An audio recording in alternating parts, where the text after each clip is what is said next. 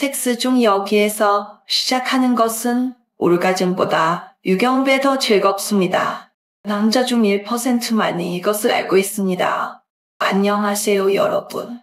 사랑을 나눌 때 어떤 자세가 여자를 더 즐겁게 할까요?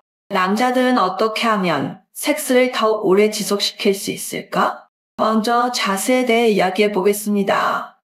많은 남성들이 성관계를 할 때 체위를 많이 바꾸면 여성이 더 쾌감을 느낄 수 있다고 늘 느끼기 때문에 교대로 다양한 체위를 취한다.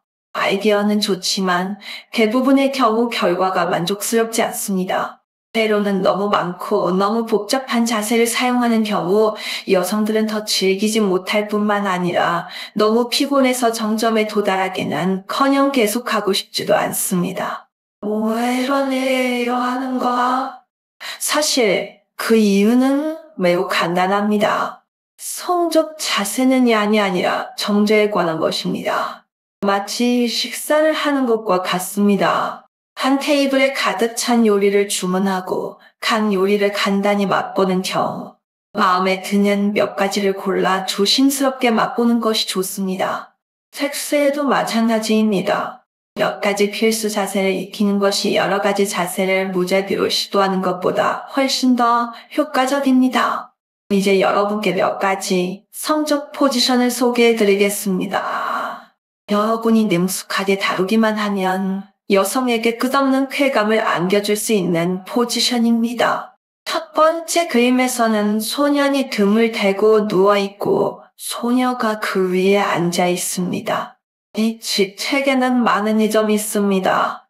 여성의 관점에서 보면 그녀는 주도권을 잡고 자신의 감정에 따라 리듬과 강도를 조절할 수 있습니다. 당신의 신체의 필요에 따라 원하는 만큼 빠르거나 느리게, 깊이나 얕게 할 수 있습니다. 더욱이 이 자세는 여성의 음액과 같은 민감한 부위를 더 잘 자극할 수 있게 해줍니다. 이 과정에서 여성의 몸은 자유롭게 움직일 수 있어 가장 편안한 각도를 찾고 더 큰 쾌감을 얻는 것이 더 쉬워집니다. 남성의 관점에서 보면 다양한 시각적, 신체적 경험을 즐길 수도 있습니다. 자신이 사랑하는 여자를 바라보며 온 힘을 다해 즐거워하는 모습을 말로 표현할 수 없을 만큼 만족감을 준다. 두 번째는 위의 남성, 위의 여성이라는 조합입니다. 이 두 가지 입장은 비교적 전통적이고 고전적입니다. 남자가 위에 있으면 리듬과 힘을 더 잘 조절할 수 있으며 여자의 사랑의 길을 깊이 자극할 수 있습니다. 더욱이 이 위치에서는 두 사람의 몸이 더욱 가까이 접촉하고 감정적 소통이 더 직접적입니다. 여성은 남성의 힘과 사랑을 느낄 수 있으며 남성은 신체적 접촉을 통해 여성의 반응을 더욱 명확하게 이해할 수 있습니다. 여성이 위에 있는 경우 앞서 언급했듯이 주도권을 잡고 자세와 리듬을 자유롭게 조절할 수 있습니다. 이 두 가지 자세를 결합하고 성관계 중 적절한 시기에 두 자세를 바꾸는 것은 남성의 통제력에 대한 욕구를 만족시킬 뿐만 아니라 여성에게 자율성의 즐거움을 선사하며 두 사람 모두에게 신선함을 가져다주고 흥미를 증가시킬 수도 있습니다. 세 번째는 덱타입입니다. 이 직책에도 독특한 매력이 있습니다.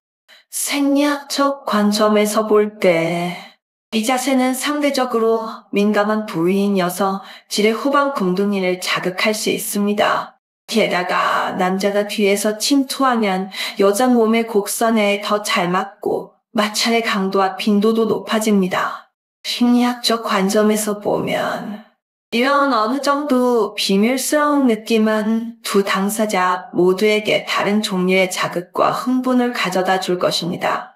마치 신선함과 설렘으로 가득 찬 신비한 지역을 탐험하는 것과 같습니다.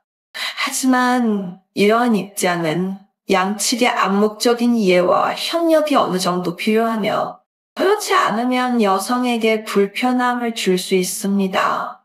자세에 대해 이야기한 후 남성들이 많이 신경 쓰는 문제, 즉, 섹스가 얼마나 오래 지속될 수 있는가에 대해 이야기해 보겠습니다. 많은 남성들은 오래 지속되는 섹스가 자신의 존엄성의 상징이라고 생각하는데, 이는 틀린 것이 아니다. 결국 모든 사람은 파트너 앞에서 더 나은 성과를 내고 싶어 한다. 하지만 가끔은 나는 나 자신을 통제할 수 없고, 상대방의 몸이 아직 만족하지 않을 때 일찍 항복합니다. 이건 너무 부끄럽습니다. 사실 지속적인 섹스는 신체적 힘에만 달려있는 것이 아니라 많은 요인에 따라 달라집니다. 무엇보다도 심리적인 요소가 매우 중요합니다.